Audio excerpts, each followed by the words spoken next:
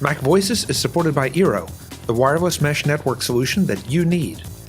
Visit Eero.com to get yours and use the code MacVoices to receive free overnight shipping to the US and Canada. And by you, our viewers and listeners, through our new Patreon campaign. If you get value from MacVoices, please consider helping support the show by visiting patreon.com/MacVoices. Welcome to MacVoices. This is the talk of the Apple community, and I'm Chuck Joyner.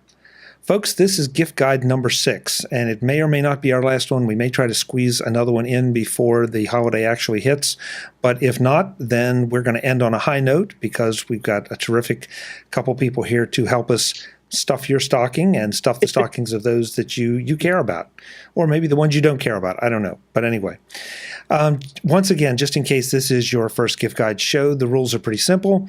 The panelists now can't pick anything that previous panels have picked. They have to come up with new suggestions. They're welcome to steal each other's picks, and there may be a little bit of that going on. And of course, when that happens, a little abuse goes with it, which is always fun. But I'm kind of excited because I think this will be a particularly diverse panel. We'll see how it plays out. So with that, let's find out who we're talking to. First up, Ms. Tonya Engst. Tonya, welcome back. It's great to see you. Hello, hello. Ho, ho. I guess. I don't know. And also joining us, Mr. Frederick Van Johnson. Frederick, it's great to have you.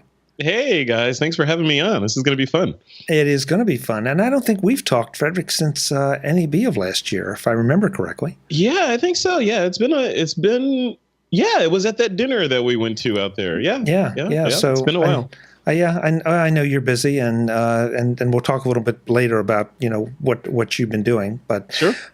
Right now, let's get into the good stuff, and that is the gift picks. So we're going to do 3 or 4 rounds depending on timing. We try to get 4 in to make sure everybody has a good chance of picking some of their stuff. So with round 1, Tonya, we'll put you up front and let you get the first pick. All right. Well, my first pick is called the Buddy Pouch. And the Buddy Pouch is this sort of iPhone case that you can wear attached to your body. There's a lot of these pouches out there, of course, in the world. And for many years, I tried them and hated them or refused to use them because I felt like they flapped around on me. But last fall, I actually had to go running with my iPhone attached to me because I was teaching a gym class. And to teach this gym class, I was required to be able to make a 911 call in case of emergency. And so I researched it and I hemmed and hawed and I was grumpy about it. But I got this case. It's called the Buddy Pouch. It's from a company called therunningbuddy.com. And it actually works great.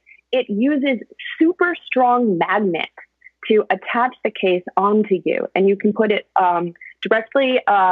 You can put it directly behind you, so it's at the base of your spine, just like pockets often are in the backs of running gear.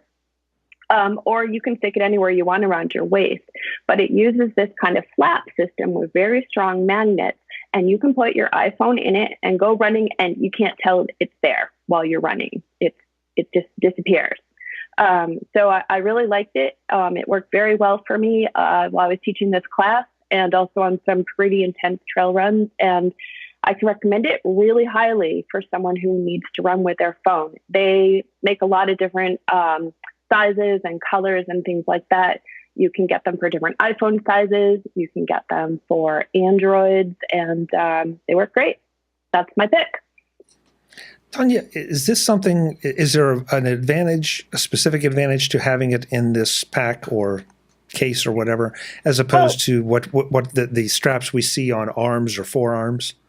Well, see, my goal when running is to leave behind the trappings of modern civilization. And the last thing I want is this thing sticking to my arm. Like, look at the size of my arm. Look at the size of this thing. Why would I want that? It's ridiculous. If it's a hot summer day, I don't want it stuck to me. If it's a cold winter day, I don't want to be like trying to get it under or over my clothes. it's just dumb. Yeah. So when you're really working out, you don't want to be responsible for a $1,000 computer or a $500 computer, right? But you may feel that you need it with you for, safety or communication or whatever. And then you want it with you in a way that is as unobtrusive as possible, in my opinion. And for a long time, what you could do is just a lot of running gear really comes with a pocket. And I'm not wearing running gear right now to demonstrate, but the pocket is basically right here. So you can put your car keys or a smaller smartphone in that pocket, and it's great. You just literally can't tell it's there while you're running. And if you wear a shirt that kind of sticks out in back, nobody else can tell it's there either. You don't look like you've got some sort of bump in the bottom of your back. So it's great. But when Apple started to basically make bigger phones, there's no pockets hardly that are big enough for these things. So that stopped working. Frederick's nodding his head, so I'm thinking he's had some experience there. So, I think, Chuck, your main sport is golfing. So is that right? You're a golfer? Am I making that up? No, Yeah, that's correct. So I think if I was golfing, this really wouldn't be an issue for me because I would have more clothes on. Or when you're golfing, you're walking, but you might not care as much if your phone was slapping on you a little bit. Although when you were swinging your arm, you wouldn't like it. So anyway, what's great about this buddy pouch is you can affix it into the back of your shorts. It has these very strong magnets that really hold it in place. It's not like one of those things that you hear in late night TV about magnets where when you get it, it doesn't really work. When you get it, it really works. So I've been so pleased with it because it allowed me to carry the phone, which I needed to do, for my job, basically. Of course, I never needed it. No one ever fell and needed to have an ambulance called. And then actually, I got the cellular Apple Watch 3, which also solves that problem. But not everyone's going to get a cellular watch. It's much cheaper to get the Running Buddy pouch. And the phone is good to have with you yeah. So anyway, that's my pick. Did I answer the question? Yes, no, and after you explain it that way, honestly, I never thought about, I guess, running in adverse conditions, and especially in the cold weather, trying to figure out how to either keep the phone under my jacket or, wrap it around on top of my jacket. So yeah, that makes a lot of sense. Yeah. Interesting. Okay, good. I'm going to have to check this out because I can think of a couple other uses for it beyond running.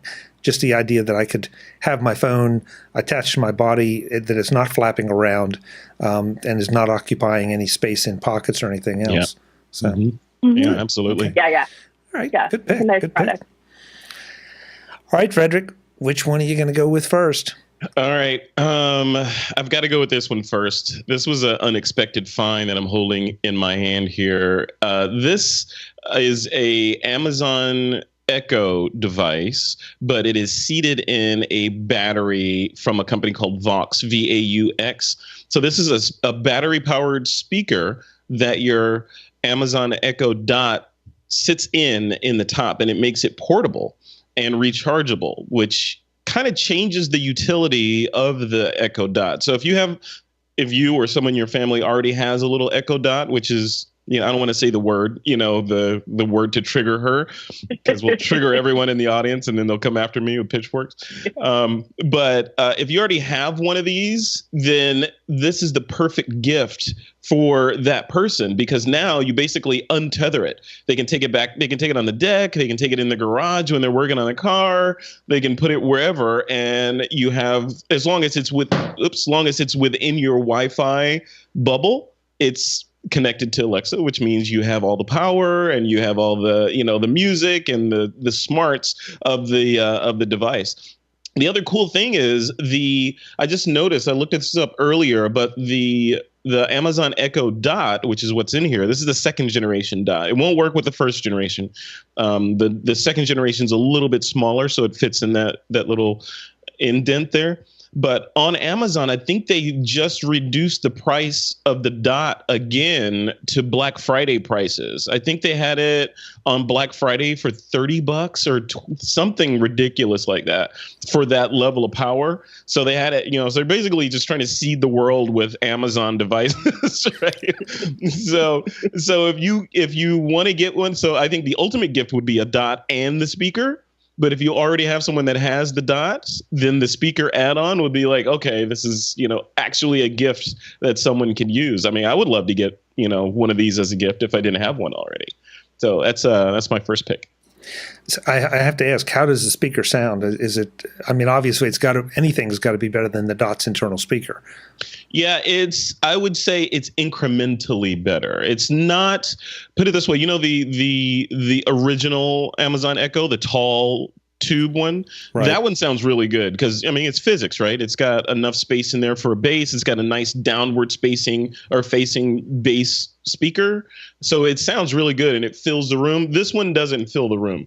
Like this one, it sounds okay. Like you said, it sounds better than the Dot, which is not that hard. I think my phone might sound better than but it gives you okay sound, right? So it gives you okay sound, and the big part about it is it makes it portable so that you can take it and just put it wherever you want in the house without having to plug it in or outside in the driveway or in the corner of the yard or whatever, and you still have this the cloud intelligence of the Echo network.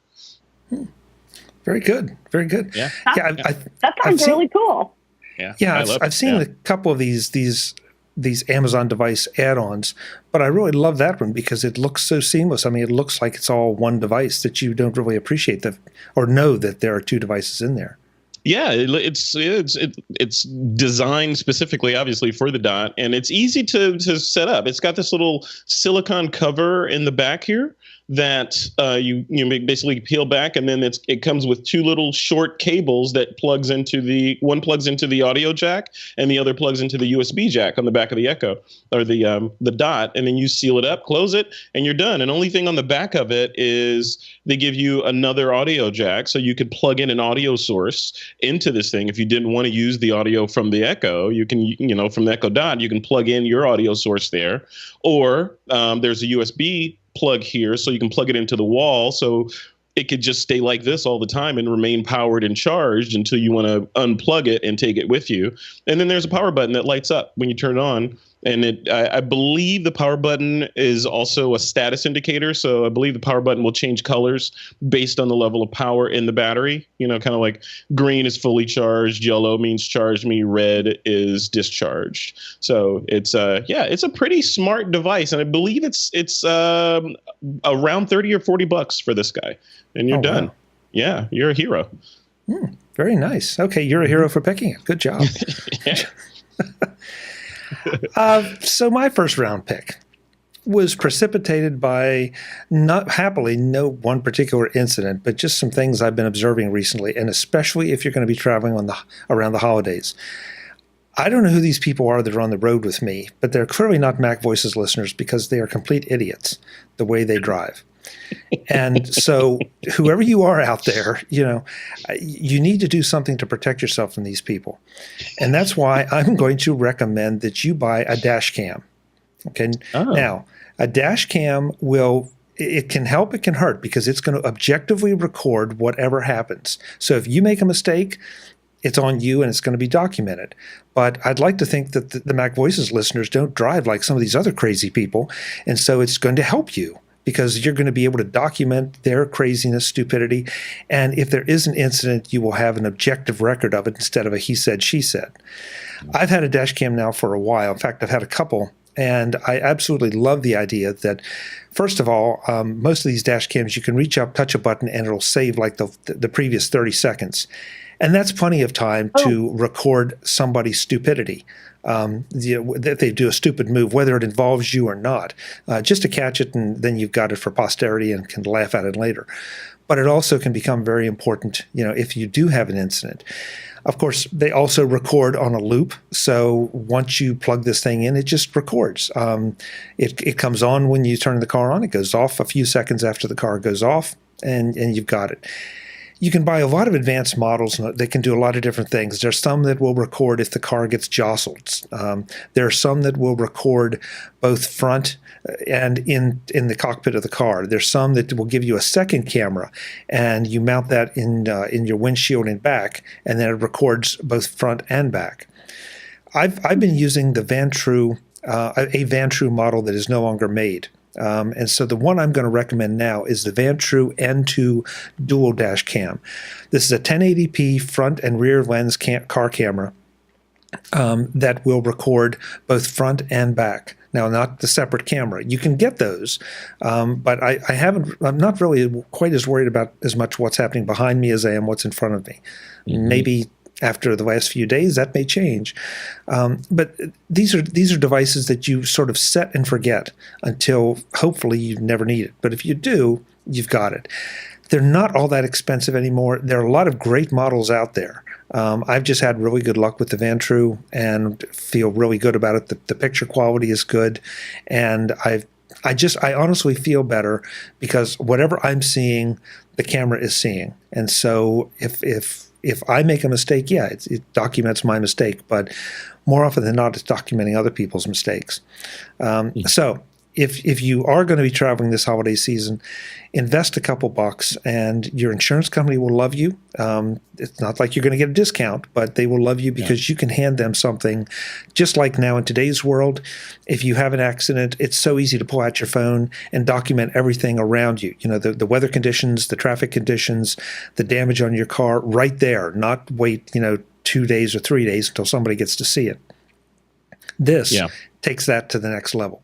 So, go Chuck, get a dash cam. Does it record when you're not in the car? Like, is it constantly recording? In other words, if someone vandalizes your car when you're at the mall, will it catch that, or do you have to physically be in the car with it turned on? Mine, you have to have turned on. But okay. But you can get them that they have the motion sensors and the sensors that know if your car gets jostled. So if somebody is trying to break into your car or even hit your car and you're not in it, the camera will turn on and capture some of that. That's great. And again, this particular model I don't think has that. This is a relatively inexpensive model. I think this particular one is about $130. I mean, you can get the $300 or $400 dash cams that will do everything. I haven't felt quite the need to do that yet. Maybe if I were in a large city or was doing a whole lot of commuting, I might feel that need. But at the end of the day, just get a dash cam. Anker makes some great ones. I'm hesitant to name too many names because I know I'll leave some good ones out. So you can go and check it out on Amazon. But the Van True's at the very least a good place to start. Yeah, it's funny. There's a bunch of videos on YouTube from, most of them I think are from Russia and places in that general vicinity, because apparently there's a lot of insurance fraud that goes on there, where people are jumping out in front of cars on purpose, right, to litigate and that sort of thing. So people, as a result, have started putting dash cams on their cars just to protect themselves, and looks like it's coming here too. So that's a great tip.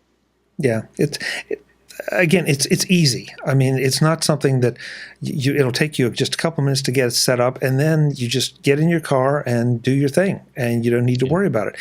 One other thing I should mention, just in case you aren't certain about it, because it does record on a loop, the larger memory card you get for it, the longer you get to retain material.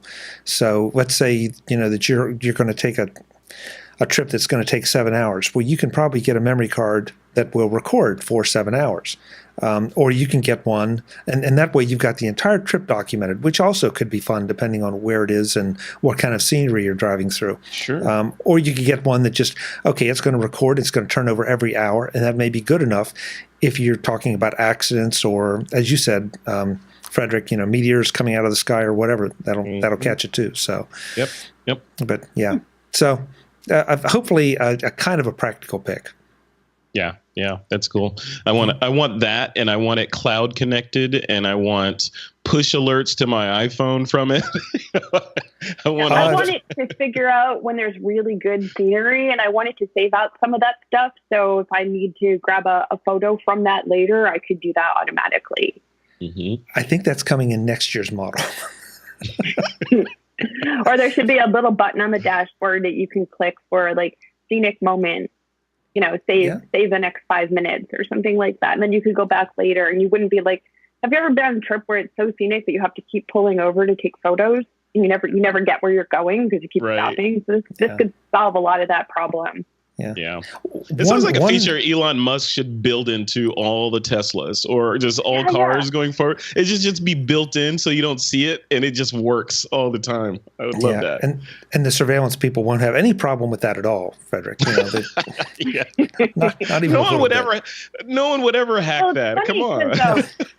Like my Leaf has cameras that point down onto the ground. So anytime I want to on the Leaf, I can push this button and it shows me this kind of overhead view of where the car is. So I can see like where the curb is or something like that, but it's not just like a backup camera. I can see all the way around. So they just need to get like a few more. It seems like you shouldn't have to buy a third party add-on camera, that they're already getting cameras on the cars, and the cameras should just have little memory cards. I think there's a lot of room for improvement, but for now, for a gift, Chuck's idea is perfect. Yeah, that's a perfect gift. I want that right now. Okay, well, feel free. While Tonya gives us her next round pick, you can go and order one. There you go. All right. I have a gift idea for someone who likes to personalize their iPhone, or for a gift for someone who isn't really kind of like a shiny thing person. They're more of like a wood tone person. So in my household over the last 3 or 4 years, there have been a number of iPhone cases purchased from a company called Carved. That'll be in the show notes, of course, but it's just CARVED.com. And they're a small company. When you buy something from them, you actually get like a player trading card showing one of the employees at the firm. And they make these gorgeous wood cases for iPhones. I'm holding up my husband's iPhone 10 right now so you can see his. And this one is actually quite simple. When I looked at their website today, I saw absolutely gorgeous, much more visually like interesting wood cases from this. They're also very affordable. It's not like a $60 case. It's stocking stuffer price. So if someone maybe needs to change their iPhone case periodically, different looks for different outfits, that kind of thing, you can definitely find some unique looks. They also, I haven't tried it personally, but when I was looking at their site today, I saw that they have a few iPhone stands that are meant to, of course, hold the iPhone up, but are also meant to make the music coming out of the iPhone be louder and sound better. And they're gorgeous. They're these really lovely wood and yet colorful stands. So if you're in the market for something like that, we've had extremely good customer satisfaction with the cases we've ordered in our house, and they seem to be nice people. We've never had any kind of problem ordering from their website. So if you're looking for a unique iPhone case as a Christmas gift, go check them out. Very nice. Very cool. I'm always surprised with these gift guides throughout the years how many people will pick iPhone cases and for what reasons. And they're all good reasons. They're all perfectly legitimate if those things are important to you. And that one definitely, from an attractiveness standpoint, that's very attractive. Yeah. And it's a little different than like the shiny aesthetic of the iPhone. So you could take that as, like you're rebelling against the mothership. You have to have something that's wood tone, or maybe you just like wood tone for whatever reason. I'm just going to interject. I know we're not supposed to mention products that were already mentioned on a different show, but I was so disappointed that the Elgato Apple Watch nightstand 128K max was already taken, because that is my favorite product that's come out in like 10 years. It's so great. It's so small. It's so cute, and it's so practical. And so I just had to slide that in. Oh no, you can mention anything you want, Tonya. It's just that you can't use it as a pick. But no, that it was like a pick add-on. Yeah, that's okay. Yeah, that seems to have been amazingly popular with so many people. So that's great. It's so practical. Yeah, and it's so cute. It's so cute. Not sure I evaluate products based on how cute they are, but that's okay. That's me. That's me. Frederick, what do you have for the second round? Well, do we have a price limit on how high we can go with the gift recommendations? No, we've had some pretty pricey things picked, but how high are you talking about going? Well, I don't know if I'm sure of all people you're aware that Apple started shipping today as we record this on the 14th of December, 2017, the iMac Pro is hitting. So, which awesome. I'm dropping hints all over the place for people to get me one. But the iMac Pro just looks like, as every new computer that Apple comes out with, it looks like the must-have computer for that time, right? So this one's no different. And the iMac Pro, I'm not going to run down the specs. Go to apple.com and you can see what the specs are. But it's beautiful.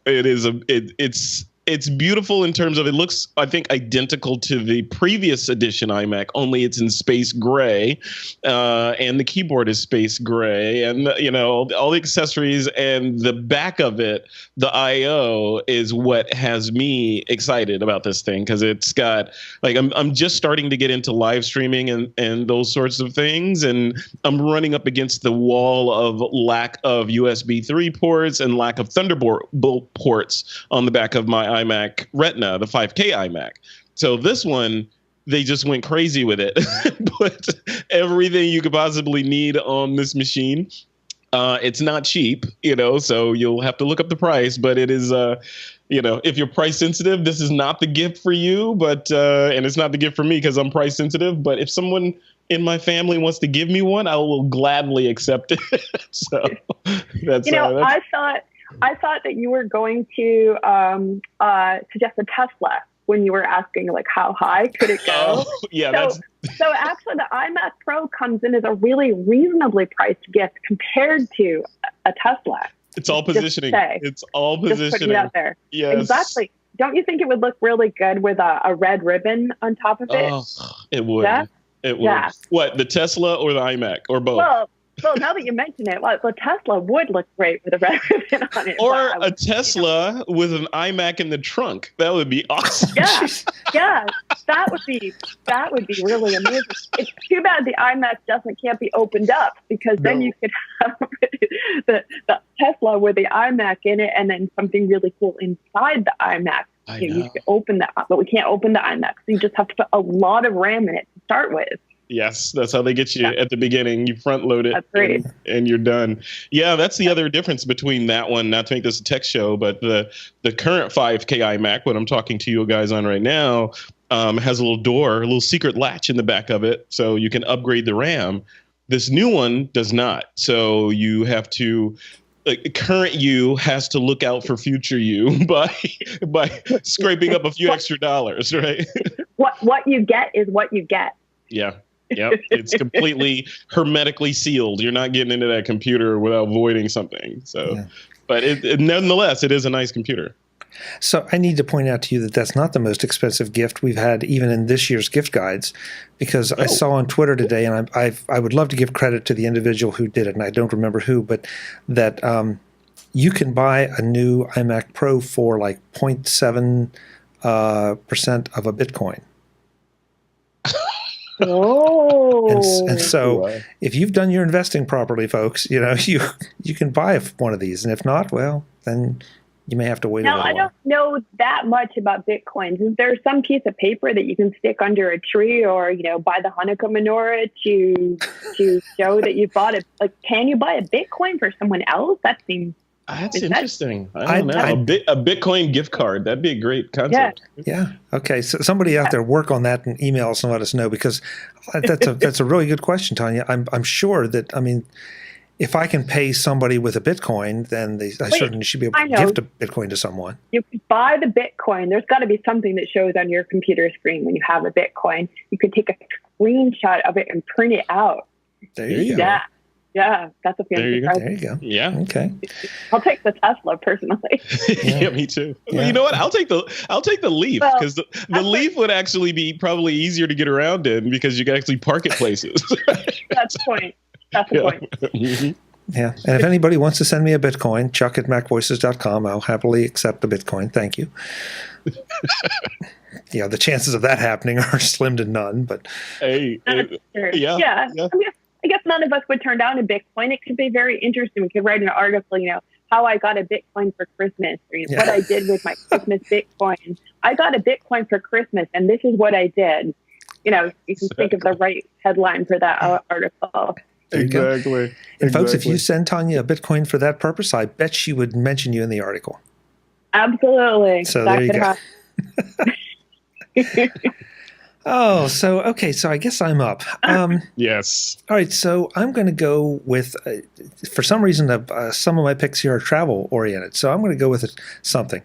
I don't think there are few things worse than taking a red-eye flight on a cross-country flight and having babies on the flight.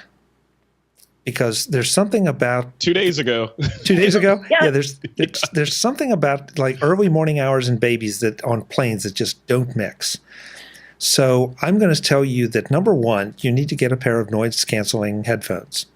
Now, I'm not violating my own rules, folks. We've had a couple of headphone picks here over the past few shows, but nobody's picked noise canceling headphones. And so for the headphones themselves, I'm going to suggest, and again, I have an earlier version of these. I'm waiting for those to break so I can get some new ones. The Bose Quiet Comforts are great, but man, are they expensive. And I found the Panasonics to be almost as good, pretty much just as comfortable, and a whole lot less money. So I'm going to recommend the Panasonic over-the-ear RPHC 800K. Don't know why it's that way, but Panasonic's noise cancellation is really good. This is a wired headphone too, which also helps hold down the price. It's maybe not quite as convenient, but it really is good. Pair that when you get on the plane, especially on an overnight flight. There's several apps on the App Store that generate white noise. And the great thing about white noise is you can turn it up, you can turn it down, you can turn it to pretty much any level you need it to drown out what's around you. And it doesn't annoy you. I mean, after a couple minutes, you kind of forget just if it's loud or it's soft, it's just there and it's blanketing everything. So now I've got the noise cancellation going on, cancellation going on for the sounds I don't want. And if they do get through, I've got the noise, the white noise to block them. And so I sleep like a baby on overnight flights with this, as long as you don't get that 6-year-old in back kicking your seat. But we can't do anything about that. So, So can I tack onto that with a little tip? Yeah, by all means. So my first pick, which was this Echo Dot, did you know? For all the Amazon Echo people out there, did you know that you can tell this thing to play white noise? I just found for you that to out. sleep to. Yes. Yeah, my niece turned me on to that. She said, yeah, you could just tell it to play white noise. It'll play white noise or any kind of other noise that you need all night, like raindrops or whatever. And it will just play it all night at whatever volume you want. And, you're off into the races. Yeah. Yeah. The only question I have, and I haven't been able to find an answer, is when I tell the Amazon device, I was about to say her name. When I tell the Amazon device to play white noise, for example, I don't know if on the second time around, is it stored in the Amazon device or am I just constantly streaming that white noise over the internet? I don't know. I'm going to say I think you're streaming because I don't think it stores anything in its long-term memory. So I'm gonna, Mike, I don't know for sure, but I'm gonna guess that you're using data to do that.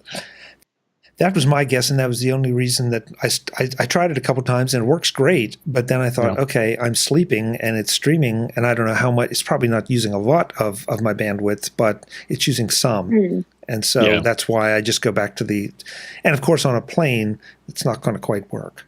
No, it won't. Yeah, but you can sort of imagine ridiculous scenarios where you somehow get it connected to the internet in some very geeky way, and then you like stuff it under your hoodie or something, put it by your head if you're desperate enough. Yeah, TSA would love that. Oh yeah, they would have nothing to say about that. Yeah. But I do have to say, as far as flying goes, I was giggling when you first said like the worst thing that could happen on a flight. As the mother of an 18-year-old, I can promise you the worst thing that could happen is if it's your kid crying the whole time on the flight. But now when I get on a plane and there's a kid, with having trouble, I think SEP, which means somebody else's problem.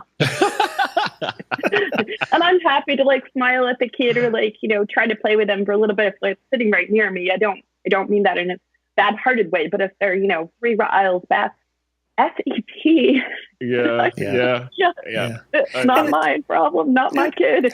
I do. I feel sorry for the people that are stuck on those planes. Like on the last plane, it was out of Cincinnati back to Sacramento, and there were 2 infants on the plane. So in one mid plane and one in the rear, and I was kind of between them. So they were doing kind of dueling banjos of, because and as you know, Tonya, the babies are crying, and generally because of the altitude changes and it's painful for them. So which makes them wail. That would make me wail too. So I have sympathy for that, but it's still like stereo, But thank goodness I had those earbuds you have on, Tonya. I had my earbuds in, sunglasses on, and you just kind of zone out, and it's all great. But you didn't have your Echo device under your. No. Well, she was at home looking after the fort here. And, it's not the baby's fault. I understand that. It's not even the parents' fault because, as you said, it's the pressure that is bothering them so much. But it still is really, it's still really rough. And inevitably, it seems to be when you're the most tired, and it's the middle of the night. And, this way, you don't know that there's anything else going on around you. And you can at least get some sleep. So, yep. Cocoon yourself. Yep. Yeah. Good pick. MacVoices is sponsored by Eero, the wireless mesh networking system you really need. I'm betting there's one thing that every single person on your holiday shopping list can take advantage of, and that's better Wi-Fi. Whether it's at home or at the office, a strong, fast Wi-Fi connection makes everyone happy. Checking email, posting or reading social media, streaming holiday movies, or chatting with friends via FaceTime are all better when the Wi-Fi is better. And you won't find a better Wi-Fi solution than Eero. Eero covers your space in strong, fast Wi-Fi no matter where you are, because it doesn't rely on just one location. With 1 or 2 or more Eero beacons around your space, the signal is just as strong in the upstairs bedroom at one end of the house as it is in the basement at the other end of the house, and all points in between. The Eero TrueMesh software works with your Eero hardware to deliver all that coverage, but that's not all. With Eero, you can set up and manage your network from your phone, if you want to. But once Eero is set up, odds are that you won't need much management, because Eero receives its software updates wirelessly, so you're always running the current software that's up-to-date and secure.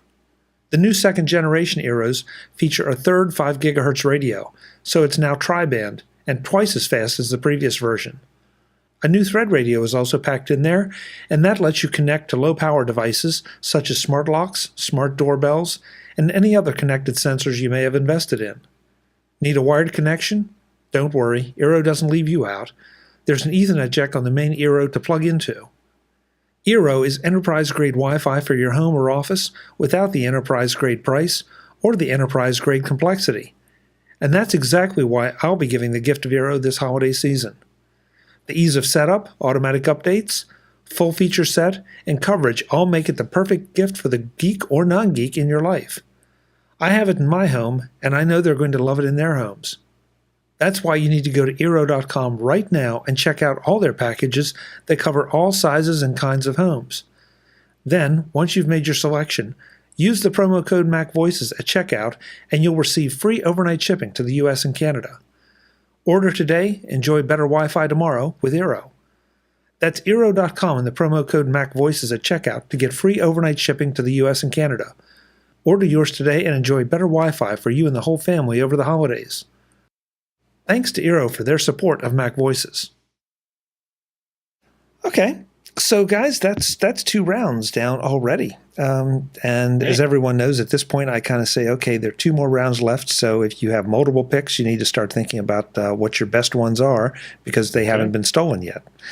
So Tonya, that takes us into round 3, and you're up. Oh, I have to make a decision. Oh. All right. So, all right. Here's what I'm going to go with. I'm going to talk briefly about making a donation. So there are a lot of ways on the internet that you can make a donation.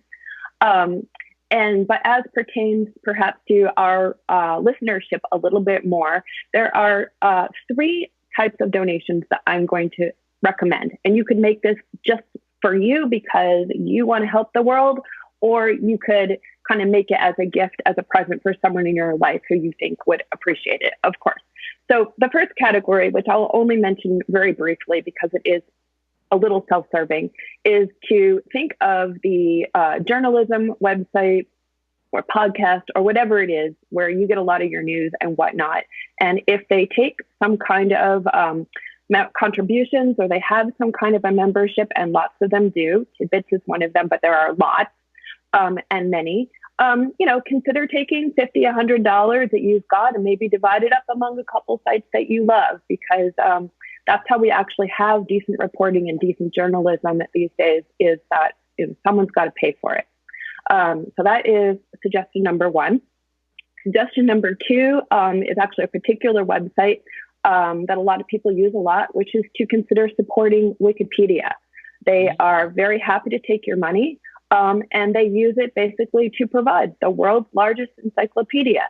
They've got their problems, but they're also an absolutely tremendous resource. Certainly, any middle schooler in your life or high schooler would probably get kind of a giggle out of knowing that you donated to their secretly favorite source for writing reports, even if sometimes that's frowned down by the school. You could even get Wikipedia t-shirts and things like that. They've got some pretty cool ones. So you could couple your donation with a purchase of a t-shirt. They've got some other kind of swag type of stuff that you can get, and that's pretty nice. So that's my sort of part 2. My part 3 is for those of us who are a little bit more political, the Electronic Freedom Foundation. Actually, I'm not sure. It's the EFF, but what does the E and the F and the F stand for? Electronic. Help me out here, guys. Electronic Frontier. Freedom Frontier or Frontier or something. I know Frontier's in there somewhere. I think it's Electronic Frontier Foundation. I always just call it the EFF. So I'm like, what the heck? Yep. Anyway. Frontier Foundation, yep. Thank you. The Electronic Frontier Foundation, they are very active on issues like net neutrality and helping people around the world be able to access the internet in a reasonable way. And a lot of us who enjoy using the internet actually, if we sit down and think about it for a moment, probably feel pretty strongly about these issues. And they are a nonprofit and they could use our support. So those are my 3 sort of donation suggestions. And there you have it. That's awesome. Yeah. And another irony with the release of that iMac today is that in the news today, as we record this, I believe net neutrality was repealed again. Well, was repealed. So we no longer have net neutrality once this goes into effect, which is highly saddening for those of us that actually use the internet. So it's scary as of today, December 14th, 2017. Yeah. Tonya, I'm humbled by your picks. Those are great ideas, and all 3 definitely worth supporting, regardless of which news outlet or podcast or whatever. Pick the ones that mean something to you. That's really good. Good job. All right. Frederick, you got big shoes to fill after that one. Wow. I do have big altruistic shoes to fill. So I'll give this one. I was going to save this one for last, but Tonya had to pull out that card. So this was not so much altruistic, but it is a self-help kind of pick. And my family tends to lean towards being lifelong learners.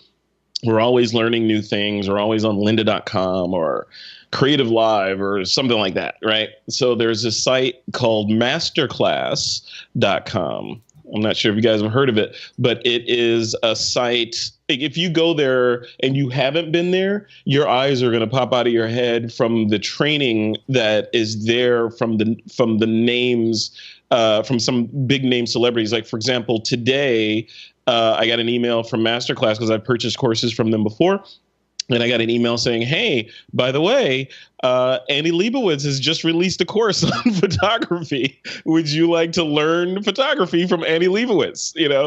Boom, right there. They've got courses on comedy from famous comedians. They've got courses on writing from best-selling authors. It just goes on and on and on. They've got singing in there. Like, for example, they've got who's in there? They've got Usher, recording artist Usher, teaching you stage presence and how to perform on stage. And it just goes on and on. And these are the thing that attracted me to the site is, like, I love that kind of stuff, for one, but B, the site is just beautiful. The way they've laid it out, it's very, it's very clean. And you've got, these authors. It's not like some of the way that we're used to learning online generally is talking head in front of a screen like this, and then maybe screen share.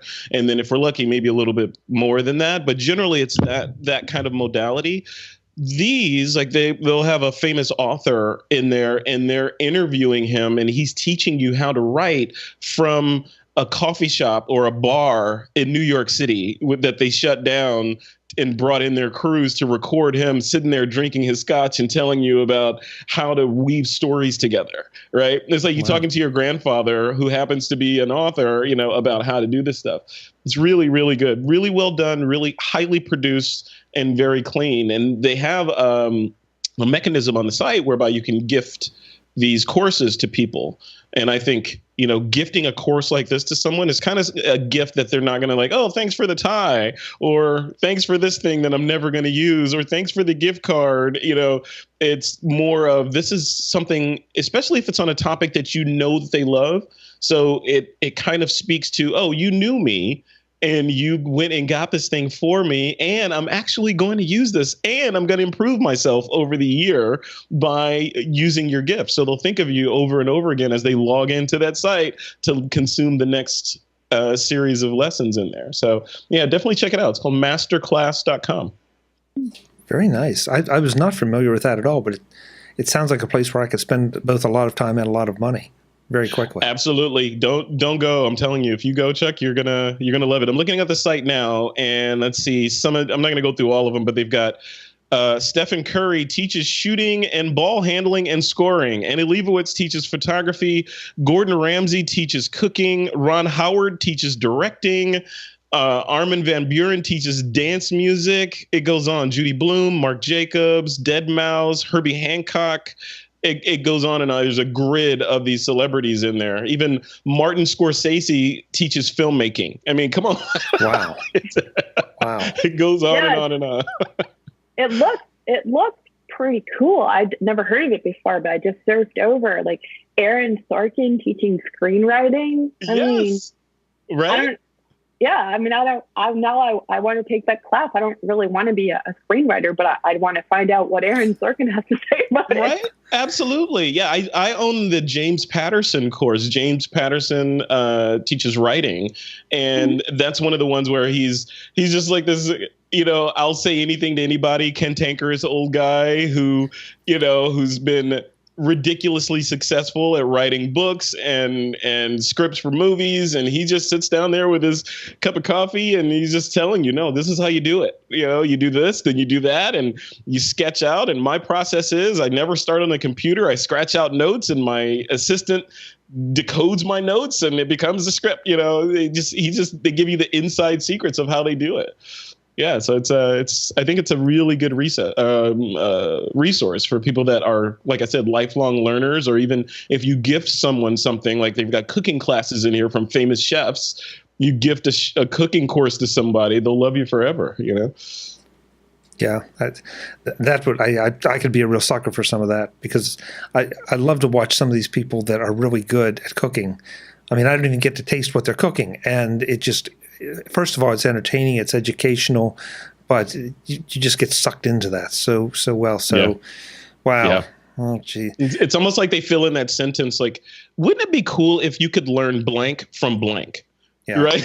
So you fill in those two blanks, and they're probably here. Like, wouldn't it be cool if you could learn tennis from Serena Williams? There's a course from Serena Williams on how to play tennis in here. It's crazy. It goes on and on. Yeah, and I was clicking around, and you can also for $180, you can get it for a year, like all the classes. I want that. So, I think that'll be my gift to me. That's way cheaper than a new iMac.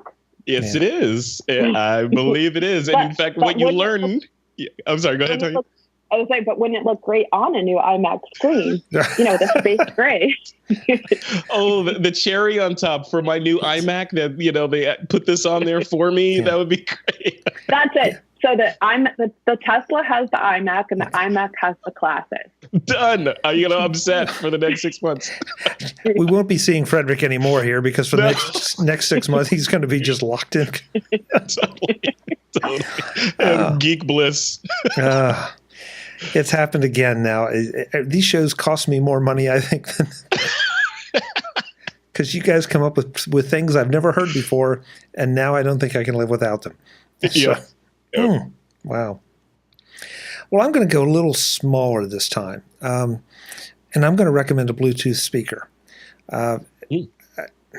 I found that there's this terrible temptation to buy a lot of Bluetooth speaker for the money, and if you're buying a lot of Bluetooth speaker, first of all, you're spending a lot of money, but second, you're also usually buying something physically bigger because, as Frederick said earlier about the Amazon device, the original one, there needs to be a certain amount of physical space to make it sound really good.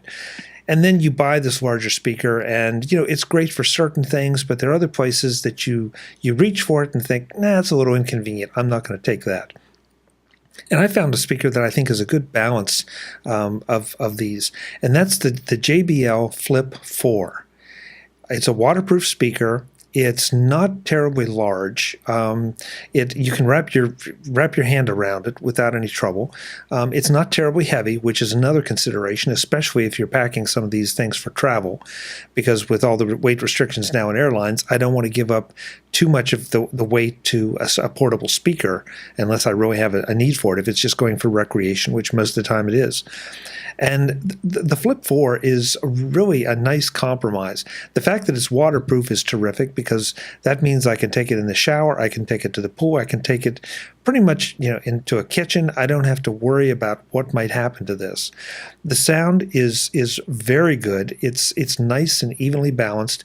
It's not like some of the speakers that are so biased toward bass that all they do is pound, and yet there's a decent amount of bass. And of course, you can sometimes trick it a little bit by putting it in the corner on a shelf somewhere and give it a little extra bass. But I just have found it to be like the ideal speaker for multiple uses.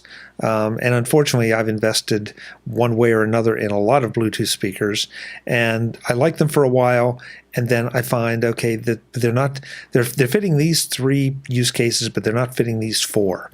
And I have yet to find one that the Flip doesn't fit. Because it's just big enough, but it's not too big. It's just heavy enough, but not too heavy. It's not horribly expensive, but it's not super cheap either. And if you buy cheap Bluetooth speakers, then you're just making a huge mistake and throwing money away.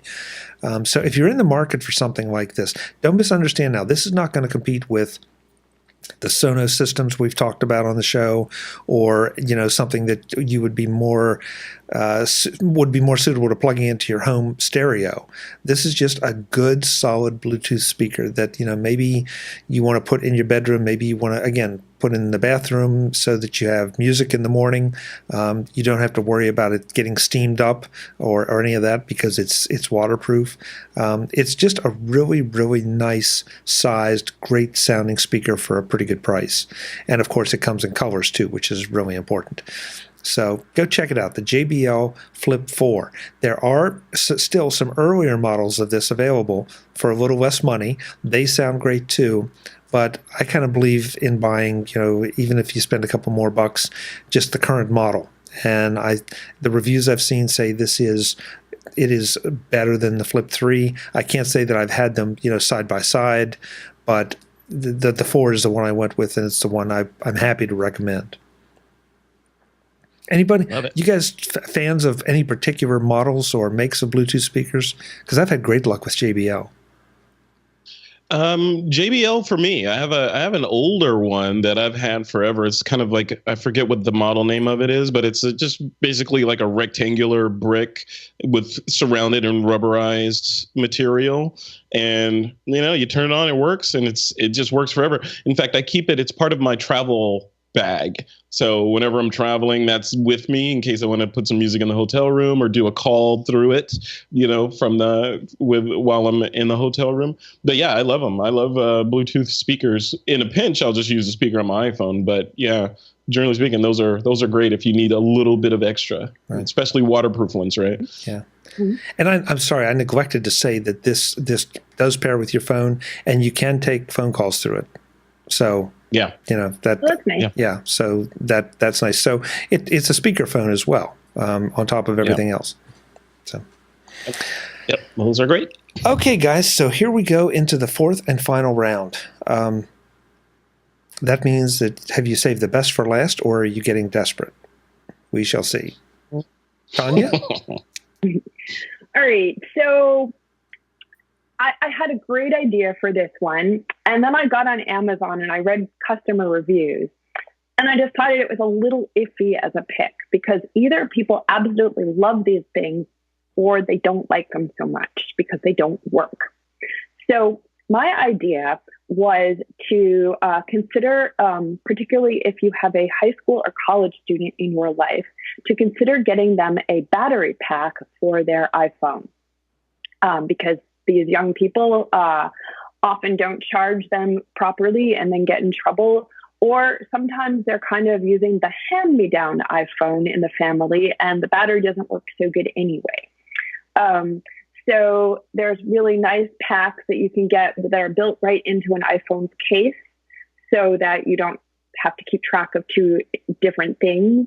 And for someone who is just trying to get another 6 months out of an iPhone instead of replacing the battery, that would be a thing of beauty to have it attached on. And there's also all kinds of packs that actually, they even have battery packs that can serve as hand warmers when you don't want them juicing an iPhone. And you can search on Amazon for that. But you can get battery packs that actually like a family could take with them. Say you were going on a trip and you just weren't sure that charging was going to be very convenient in the airport. You can take a pack that could actually like charge a tablet and an iPhone at the same time, or that, can charge multiple devices. So I thought, well, the packs that my family has, actually has been a little flaky and they're kind of old and I'm not sure I would recommend them. So I thought I'll get on Amazon and I'll look at like the Morphe juice packs, because that gets mentioned a lot. And I'll look at Apple's packs, look at some other stuff. And pretty much everything I found they'd end up with like 4 stars on Amazon. And that's because people absolutely love them or they absolutely hate them. So it's a good idea as a Christmas present, but you should get it for someone where you can kind of say to them, look, if you get a dud, I'll help you return it. You don't want to give it to someone where if it turns out to be a dud, it's going to be a sad thing. So that is not a specific brand because I don't really have a specific brand to recommend, but it's an idea. And I did think that although they seem a little cheap maybe in their manufacture, that it was very intriguing that you can get a device that will charge your iPhone and has a hand warmer setting. I just thought that was intriguing. That is cool. Okay. I like it, Tonya. It's a practical pick. I guess the only caveat I would say, since if you're going to be picking brands, try to pick a name brand, just simply because you are plugging this into an iPhone. And yeah, and you can get packs from Apple even. Yes. Yes. Good pick. You're very practical this year. I think one trait that I have, and I think I've mentioned this in a few podcasts across the years, is that I get it does not make me happy to have to move things out of my house because they don't work anymore. So I get kind of impatient with sort of electronic junk that's just going to be obsolete in a year, and then what do you do with it? So I think that's some of the practicality that comes through. Yeah. Very good. Frederick, what's going to be the last pick? Are you going big? Are you going small? Or what are you doing? I'm going medium size. I'm going to reveal a little bit of my geekiness on this pick. Okay. There are a lot of my geekiness on this pick. So I have when I relocated to Sacramento, this house was under construction, so I had to live downtown Sacramento while they finished doing their business here. And so I decided to make the most of it and learn the city. Like, hey, this is a new city. I don't want to be the guy that like only knows 3 places in the city. I want to know this city. So how do you know it? You got to walk everywhere. You got to go in places. You got to meet people and all that stuff. So what I decided to do, because, I have I think a bright strand of nerd DNA in my inside of me. I purchased a Segway Mini Pro, which is a little Segway. It's not the kind that you see mall cops on and all that. It is. It's like it looks kind of like an oversized hoverboard almost, with a little bar that sticks up between your knees, and you turn it by kind of leaning left and right. And I gotta tell both of you guys, this is probably the best purchase that I made over 2017, because I think where Segway went wrong when they launched the first Segway, obviously it was too expensive, and they hyped it too much. Because you guys remember when they launched it, they said, this is codename Ginger. It's going to change the way cities are designed and all this crazy stuff. And then it came out and it was a scooter, right? This thing literally changes the way that I get around. Obviously, yeah, you still want to work for health reasons and run and all that stuff. But for just quick runs to the store, for going to the library, or just tooling around, you throw this thing in your trunk and you're like, oh, look at that path by that lake. Let me go right around that. It kind of changes things for you in terms of where you can and where you want to go. The cool thing about these things are they're Segway. So they're packed full of all that Segway self-balancing technology. They're fantastic. It's been bulletproof. I've had it for about 6, maybe 5 months now, and it is still going strong. It is literally bulletproof. They cost $400, $399 for this thing on Amazon. I got it through Amazon Prime. It showed up 2 days later, and I was off into the races. And the range on them is, I'm looking at the specs now, 12.5 miles. It'll go 10 mile an hour top speed. It rolls on pneumatic tires, so you can take bumps and rocks in the road and all that stuff with no problem. And it will take it, I don't know, maybe 3 hours or so to charge from absolute 0 to 100%. And 12 miles is a long way, and especially in a city, it is a long way. I don't think I've ever run that thing out, and I've just gone and gone and gone and gone and gone. So from a photographer, I'm a photographer at the core. So from a photographer standpoint, it is really cool because you can do kind of dolly shots with your camera, because you're rolling smoothly down the road and you're shooting with your camera, and you just get these shots that you never would have been able to get before. You can get a kind of down close to the road shot while you're rolling along. And, it's kind of a tool. I tell people it's a tool that I would, some pieces of tech you wouldn't purchase again. You're like, okay, I got that. Yeah, it's cool. It's no longer cool. Like Tonya says, goes into the pile of lost toys, like Toy Story, right? This thing, if it broke or I lost it, I would go purchase another one. It's that kind of, I don't think I will ever not have one. It is that cool. And they're called. Do you stand on it or do you sit on it? You stand on it. So that little thing, if you're looking at it on the screen, if that little thing between, it goes up and you adjust it to basically be positioned right between your knees. And then you just kind of lean your knees to turn it. After about, a kilometer, you are completely used to the thing, and it's second nature. And I say it's better than a Segway because on a traditional Segway with the handlebars, you turn by leaning that thing.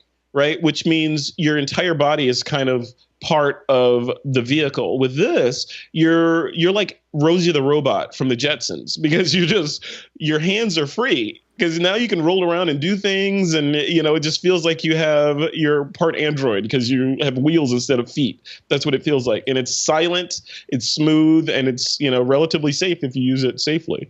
So, and the surprising thing is, when I started looking at these, I was expecting them to be $9.99 or something like that, because it's tech and they're Bluetooth enabled. You can drive it from your phone, all this stuff. And I looked on the site, it's $3.99. Like, okay, I'll take one. So Yeah, so I can't recommend them highly enough. It's a wonderful piece of kit that sits in the garage, and when I want to go tool around the neighborhood and I don't feel like running, I'll jump on this thing and run to the store and come home, and it's all good. So it's really interesting. I have a friend who has MS, and he got a kind of traditional Segway instead of getting a wheelchair because he didn't want to be sitting down. Mm-hmm. And that's worked well for him, but it's been a huge pain in the neck. Also, it's so big, he can't put it in a car.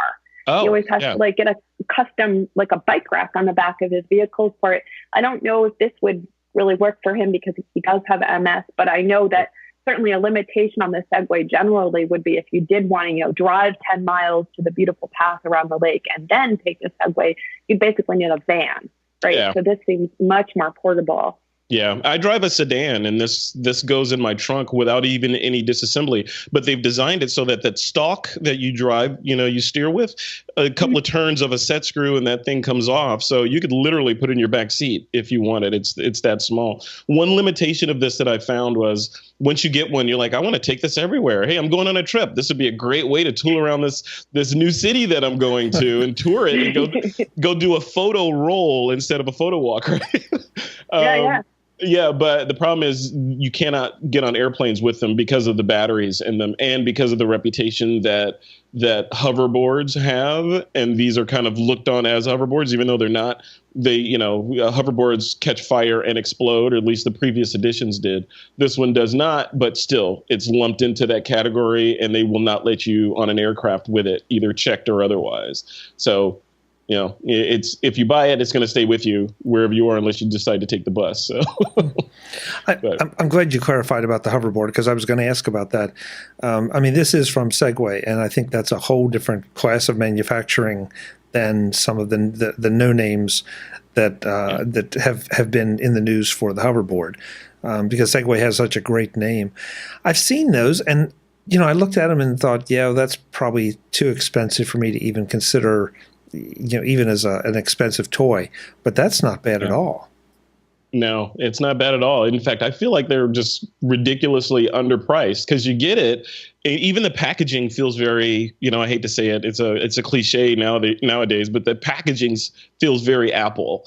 You get the box and it is very thoughtfully assembled and put together. You take it out of the box and set it up, and the setup, obviously everything electronic has an app these days, right? So it's got an accompanying app with it. You can drive it around with the app. You can see your speed and all sorts of metrics about the device in terms of its odometer and everything else, is right there on the device. And it's just, it feels like a vehicle. It doesn't feel like a toy. It feels like a vehicle that you're going to get on and go, and not necessarily something that you want to get on to go play around with, right? There's a distinction there. So, I have a question. Yeah. You said you can drive it around with the app. Does that mean you don't have to be on it? Like it can operate as an autonomous little drone thing? A little robot, yes. Could you tape, but you can't see where it's going unless you got some kind of a camera on it, right? So I'm imagining that you'd tape a $10 bill to it and you send it to the store. You put a note, please come back with change and milk. Depending on your neighborhood. You're on a call, you're on some, call with work or something, some conference call, and you drive it to the store. Yeah. Well, in science fiction that might work, and depending on your community, unfortunately it's limited by the Bluetooth range, right? So that's okay. So Bluetooth it wouldn't work, but if it was, why? Well, I don't know. They gotta work on or something, or cellular, right? Yeah, it would work. Yeah. And I'll leave you with this. Segway just released a new version of it called the Segway. I'm looking at it now. The Segway Mini Plus. It is it's a white version. The one I have is black. The white version, they did kind of what you're talking about, Tonya, because you were talking about could you drive it around. It comes with a remote instead of you using your phone to control it. It has a little remote that kind of snaps into it, and you can control it with the remote. But the cool thing is it will follow that remote. If you put it in this particular mode, it will follow 3 paces behind the remote. So you could ride your bicycle and it would follow you? Yeah. I don't think it will go that fast, but it will. I think the use case is, and I've hit this actually, where you're riding around by yourself, all happy, you got your headphones, and you see somebody and you want to walk with them. So you want to get off, you get off, and this thing, the one I have, it has a little telescoping handle that comes out, and you can drag it behind you like luggage, which is fine. But the new one, you put it in follow me mode, and it will follow you like a dog.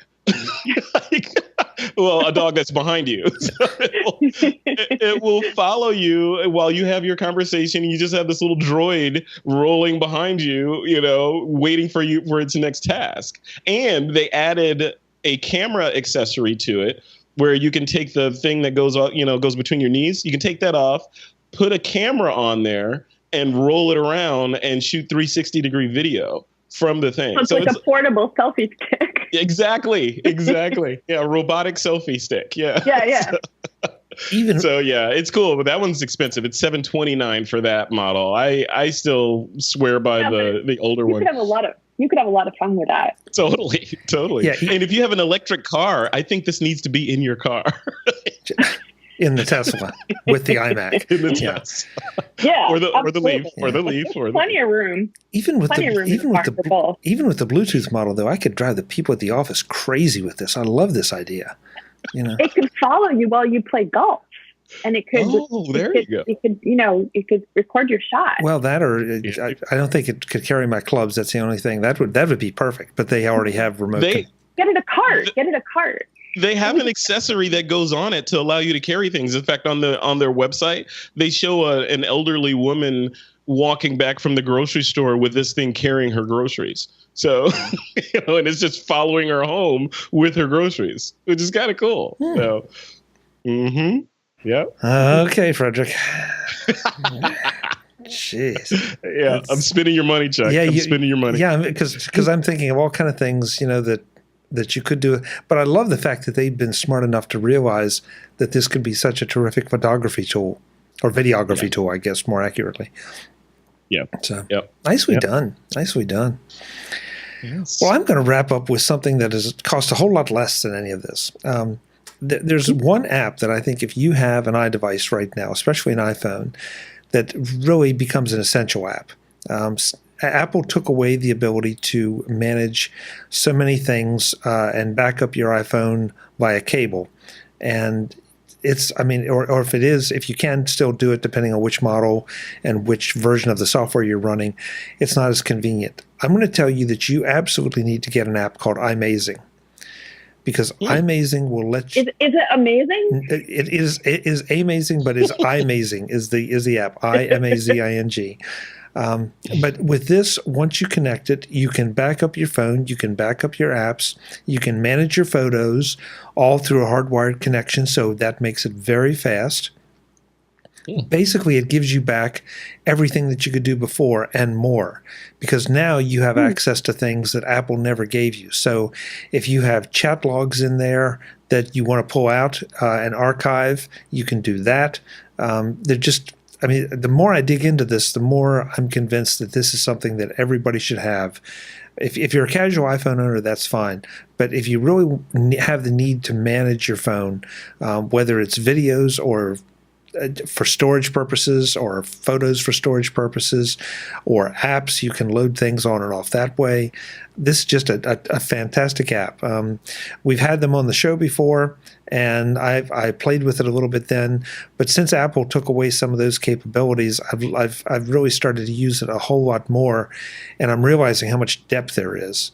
So I'm going to go suggest that you really check out iMazing and just find out how easy it is to manage your iDevice, and again, specifically your phone. The whole iCloud thing is great and all that, but there's something very appealing to me about being able to back up everything on my phone and then restore it if I need to for either migration purposes or troubleshooting purposes. Yes, absolutely. Yeah, or just peace of mind purposes. Yeah. Because now, this used to be, I don't know about a luxury, but it didn't hold the importance it does now in today's world. Now it's just like an extension of your arm, and if you lose it, you're horrified because it has so much personal and private information on there. But more importantly, it has so much information that if you would lose it, it becomes a real problem. And if you have a backup of this, not that you want to go and spend the money, but if you really need it, you can go buy a new phone, plug it in, restore everything, and you're back up and running, and you don't even have to wait for apps and everything to download. So, iMazing, check it out. It is amazing. That's great. Now, Chuck, is it doing a mirror of your phone? In other words, if I restored from an iMazing backup, would the restored phone maintain all my passwords and all those? Because that's one of the most annoying parts of upgrading your phone is remembering your passwords and all the re-authenticating against all the services for the apps that you use. If it takes that too, that'd be great. I haven't done that with this because I started working with this after I got my iPhone 10. So I can't say that for sure. I'm sure if you go to the website, there's a fact there somewhere that, but yeah, I can see reasons both to do it and not to do it. So. Right. Yeah. Because now you present a security risk. If someone gets a hold of your backup, they can restore a phone and be you. With everything. Right? Yeah. So, it kind of cuts both ways. But yes. Yeah. Right. There's that whole pesky security thing that we always have to consider. Yeah. People. Yeah. If we just didn't have any people, then it would be all moot, right? It would be perfect. Just like my first pick with the driving, it's just get all these people off the road and everything will be fine. Exactly. It's these carbon-based life forms that are the problem. Well, and you were taking steps to migrate us over to being androids with putting wheels underneath us, so we don't have to use our feet anymore. So, yeah. Exactly. No, I'm trying to get people off the road. If they're just rolling on two wheels, they're not in your lane and running into your car. Exactly. I agree. The more people who aren't driving automobiles, the more there aren't automobiles driving, and the more fun it is to not drive your automobile. Yeah. Yes. Yeah. Exactly. Right. Exactly. So everybody go out, buy a Segway, and roll around the hills and the fields and stay out of my way. So. I love it. Guys, that's a bunch of great picks, and you didn't disappoint me. That's about as diverse a set, I think, as we've had, because we were kind of all over the place. Yeah, so, we were. Yeah. We did a good job, and I'm disappointed that I just didn't lead with a Tesla, actually. Hey, it's not Christmas yet, Tonya. Come on, right? and we'll be doing this again next year, Tonya, so put it on your list. Yeah. That's an idea. There you go. So I want to make sure where folks know where they can find you when you're not here. Make a reminder for December 10th, 2018 to ask for a Tesla when I do the Christmas show. Do you know how many? Hopefully Tesla will still be in business by then. Tonya, do you know how many reminders you just set all over the world by doing that? Yeah, right there. Well, folks, I guess we all know how to delete reminders. But it's a good reminder, really. Although, really, if I had to recommend an electric car, I think the Leaf is a great car, and it's very affordable. Just saying. Yes. So let's make sure folks can find you when you're not here picking gifts and triggering Siri reminders. Tonya, what's the best way for people to get in touch with you or see what you do? Go to tidbits.com. I have an audio, my bio is there, or if people want to get in touch with me, I'm Tonya at tidbits.com. I'm also on Twitter and Facebook and all the rest. Great. Thank you. Thanks so much for being here, and happy holidays. Thank you. Frederick, I know we said at the top of the show, I want to make sure we talk about a little bit about all the things you do and where folks can find you, because you have some very specific disciplines. Absolutely. Yeah, I have a very specific set of skills. Right? So you can find me, as always, at thisweekinphoto.com. That's a website for all of our photography-related podcasts. This Week in Photo is a podcast network specifically targeted at the photography genre or the photography hobby. And the site itself services various genres of photography. So This Week in Photo is where you can find me. You can contact me on any of the social networks at Frederick Van. So Twitter, Facebook, Instagram, all that stuff. Just Frederick Van, you'll find me there. And that's it. That's the easiest way to get in touch with me. Terrific. Thank you for being here. We have to make it more often because we always have a good time when you're here. We always learned things that we didn't know. So come back frequently. Absolutely. Absolutely. Happy to come recommend expensive gear to your audience. It costs me money. Absolutely. Yeah. Happy holidays. Okay. Thanks a lot, guys. holidays. Yep. Likewise. Folks, I'm Chuck Joyner. This is Mac Voices. As I said at the top of the show, this may or may not be our last gift guide show. If we can squeeze one more in, we will. But if we don't, we hope you've enjoyed them, and we hope you will check out all of them with all the links. I have put together a complete list. Three ways you can access this information. First of all, you can go back, watch each one of the gift guide shows, and all the products are picked in the show notes of each one. The second way is the Mac Voices blog has a complete list of just all the gift picks, so they're all in one place for you to peruse. And if you're on Flipboard, there is a Mac Voices 2017 gift guide Flipboard magazine where I flip the links to everything in. So it's almost like a bit more of a visual catalog of the picks with the same links and all, so you can jump right off and find out more and maybe order them. Because we want to make this information as easy to get to and as attractive to you as we possibly can. So go check it out. Until the next time, and as always, happy holidays, and thanks for watching. Visit MacVoices.com for show notes and to connect with Chuck on social media. Get involved in our Mac Voices Facebook group, and get more out of your Apple Tech with Mac Voices magazine, free on Flipboard. And if you find value in it all, consider supporting us at patreon.com/MacVoices, and join these folks who help keep Mac Voices coming to you. Advertising handled by Backbeat Media at backbeatmedia.com. Bandwidth provided by CashFly at cashfly.com.